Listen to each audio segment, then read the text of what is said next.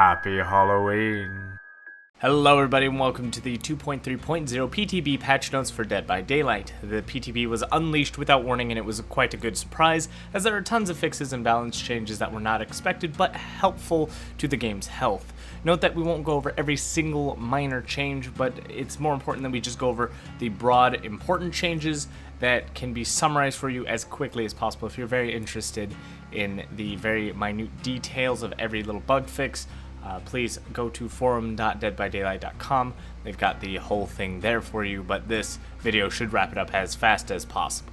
So let's quickly jump into this because there is a massive amount of information. To start, we have features and new content. They added new bits to the HUD, allowing you to see what add-ons you've brought to both Killer and Survivor. It's a wonderful quality of life update that has been asked for since the beginning of the game, and now we can celebrate that this convenience is in the game. We'll also be seeing an addition of new offerings for the Hallowed Blight event, which brings new cosmetics we'll cover in another video. Blood webs have been altered to grant perks at level 2, 3, and 4 instead of just being kind of wasted levels for just add-ons. Speaking of offerings, you will no longer be able to use moon bouquets, as they are going to be locked from this patch moving forward, meaning if you have any left over, either use them or hold them forever, as they'll never be usable again. If you don't know what they are, they're essentially offerings that were once available to change the lighting of the maps, but that was later removed since they didn't want to program every single map to have different lighting effects to make it balanced. Therefore, they were removed from blood webs, but we were able to keep our old bouquets, and now they're just locking them for good. Drastic changes to the survivors were made in regards to vault speed. In case you didn't know, there were 3 stages of vaulting: slow, medium, and fast vault. Each vault is performed by how you enter the window. Slow vault is just entering the window without sprinting. Medium vault is when you are sprinting but you enter at an angle or too close to the window. And fast vaulting is when you come at a full-on sprint towards the window at a straight line. Typically, those are the type of vaults you get while in chase with the killer. A while back, they updated speeds required to perform a fast vault, which began to cause survivors to medium vault more often when not running directly at the window. Speed thresholds were adjusted to keep the fast vault more consistent for chase while also providing a proper prompt for the fast vault itself. Spirit receives her second buff since release. The audio for her phasing has been adjusted so that it can only be heard while you are outside of the terror radius of the husk. Additionally, the whooshing sound is no longer directional, and you cannot hear her wailing while she is phase walking. This makes it much more difficult for survivors to determine what direction she is approaching from, and allows her to mind game at a stronger level than survivors while at loops. Now on to several spawn changes. Survivors now have less of a chance to spawn right next to the killer. Totems that spawn on hills are now partially concealed by a wall. Hook spawns have been changed to only be within 24 meters, no less, within each other, so now they are better spread across the map. They used to spawn randomly, but now they have a limit. Pallets also have a larger range required to spawn, as now it is up to 16 meters away from each other. This ignores the rulings that pallets must always spawn, so if there's a pallet that has to spawn, that is always there guaranteed on that map, it will ignore the 16 meter rule, but other pallets that spawn will spawn 16 meters apart from each other. There is another rule that prevents this, and that's the minimum pallet rate. If the amount of pallets on the map are less than the minimum allowed, and the next pallet to spawn would be within 60 meters, it will allow the double pallet spawn. But otherwise, this will just allow for a larger routing location for survivors. It stops you from looping the same area, but allows you to lead the killer to multiple areas with certain pallets. The game at Gideon Meat Plant received several changes, from the minimum pallets being increased, with their visibility also being adjusted to be more visible, and a whole new section in the corner added as a jungle gym.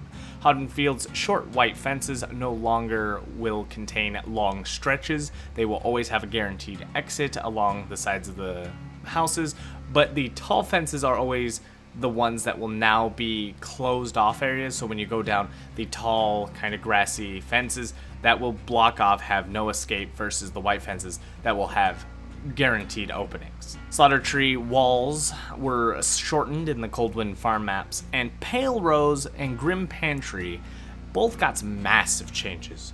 The layouts changed and the size of the maps changed. Now, Grim Pantry was a minimal change in size, but you can still tell the layout is a little different since now you'll actually see some piers on that map. But Pale Rose you can recognize that it is pale rose, but it is different. You can also immediately tell that the map is just drastically chopped, and it looks like they completely reworked it so that it is better balanced. Not as many piers, more normal palette areas. It is not as pain of an ass as a map as it used to been. It's probably one of the best things Behavior has done for a map that we've seen ever since the game has been released. I've never seen such a positive change to a map, and hopefully it stays that way. Now, of course, I wasn't able to experience every tile set available, so hopefully the tile sets come out okay, but from the ones I got to look at, they looked beautiful, so Pale Rose isn't going to be as pain in the ass as it has been before. Massive flashlight changes are here. They're not exactly a buff or a nerf, so nothing to worry about there, but it is very pleasing to the eye. Killers no longer suffer a bright white light from playing a very dark game. Instead, you get a new wonderful visual effect that helps the eyes not be burned by the crisp white blank screen that happens when you get blind. Instead, you get a very calm, dulled red kind of bloodshot eye that covers the screen, which is really cool. Survivors also get a better indication of when a blind occurs. There's also kind of a beam that shines right out of the center of the flashlight that helps you aim the flashlight a little better, and all the areas in which you would blind a killer is now located on the head instead of on the neck or chest, as that has been quite the awkward moment for most killers. If you didn't know, if you were shining it at their heads, you were doing it wrong the whole time. The cameras were located kind of in the chest or neck area, depending on killer to killer, and you had to flashlight that area instead. Now, hitting the head did count because the light was wide enough to work, but you did it at such a slower rate that it was actually harming you the whole time. So fantastic fix, thumbs up from me. Another huge change is a nerf to survivors healing, as it has been slowed. Time to heal yourself is now 16 seconds from 12 seconds. To balance this out, the mangled effect has also been reduced to 20% instead of 15% increased time to healing. Several factors have all been adjusted to help balance this out as well, like medkit charges now affect how much healing you need, so the brown medkit is still guaranteed to heal you one full health bar, so it has more charges. You're also now able to recover from the ground at 95% instead of 85% to help kind of prevent massive slugging with anti-heal builds, but you also recover at 10% slower speeds, so you'll be able to get picked up pretty quick. It's kind of just a touch and pick up, but you know, otherwise it's a nerf to healing, and this is kind of why they didn't nerf self-care. It's their response is that they just wanted to prevent healing from being such a good thing, and now survivors will have to take more time if they wish to heal. Emblem changes to Devout have been made to grant the killer at least a bronze emblem if they hook each survivor one time. Chaser emblem is also now reduced if you stand within a 16-meter range of a hooked survivor, and apparently this is supposed to keep reducing your Chaser emblem for the longer you stay there. Honestly, this is one of my least favorite changes because this has the potential to be abused, especially since they scrapped the hatch idea. It seems that they're trying to incentivize killers to not be around hooks, but the reason killers stick around hooks is because survivors are around hooks. So I hope if they go with this kind of change, they also damage the evader emblem on survivors if they are also camping the hook. It should really be a two-way street here. Some more delicious perk changes have been made. Alerts cooldown and range limit were removed completely, allowing you to see the killer from anywhere on the map as long as they break something. Bond has its tier 1 and 2 range increased. Iron Will has its tier 1 and 2 requirement of standing still removed so that it works as long as you're injured. Botany Knowledge has had its speed increased on all tiers. Fantastic. Soul Survivor has increased range on all levels, along with now the perk will notify you when it successfully is blocking an aura reading. Leader, Vigil, Streetwise all gain 15-second residual effect if someone is affected by your buff. If they leave your radius, they keep the buff for 15 seconds. It's fantastic for you to just walk by, give them the buff, and go do your own business. Killer's also got some perk reworks. Noed now has the instant down effect at all levels. Make Your Choice is now at 32 meters at all levels and will remain dimmed on your bar until you are a proper distance away from the person you hook, so you know it will activate when that person is saved. Beast of Prey received an awkward change. You lose the blood stain whenever you enter Bloodlust, which is a problem, and it remains hidden until Bloodlust ends. That is also a problem. But here's the good thing, kind of. You also gain more blood points for the Hunter category. But there's just so much wrong here. See, when you increase blood points of a category, that category can max out. So if you're already maxed out on that category, it doesn't really help you. Like, barbecue and chili gives you endgame points, but increasing a category is in-game points, which means it comes with a cap. It's not that good. It's kind of like on my top 5 worst perks for survivors, No One Left Behind gives you in-game altruism at the end of the game. This is really odd in terms of a perk, because the problem with it really is that it's not something you can control, and Bloodlust is not something you can control without strictly forcing to play with Bloodlust. And honestly, to lose Bloodlust is very easy. I lose it all the time. I don't think I've ever gotten Bloodlust over 1 unless I intentionally wanted to get to 2. But other than that, I'm not sure how I feel about this one. It's going to take some testing, but I think Beast of Prey is just about right where it was at, except now, I guess if you need some hunting blood points, it helps out a little bit. So I think one of the biggest things I need to address is everything about Adam Francis is fixed. Deliverance works at a 100% win rate, thank you God. Diversion's noise notification no longer spawns higher than other noise notifications, thank God. Autodidact no longer affects anything but a healing skill check, thank God. Oh, there's so much wrong. I think, again, in the next video, I'll talk to you about all the problems I had. But Autodidact with 0 stacks working against a generator at 99% is the worst feeling you'll ever feel ever, just to lose 25% of that progress. Oh, it was the worst. I'm glad they fixed it. I'm glad they found the issue. Several changes, and there is a lot to test here. Overall, the patch is a good step forward, once again, for Dead by Daylight.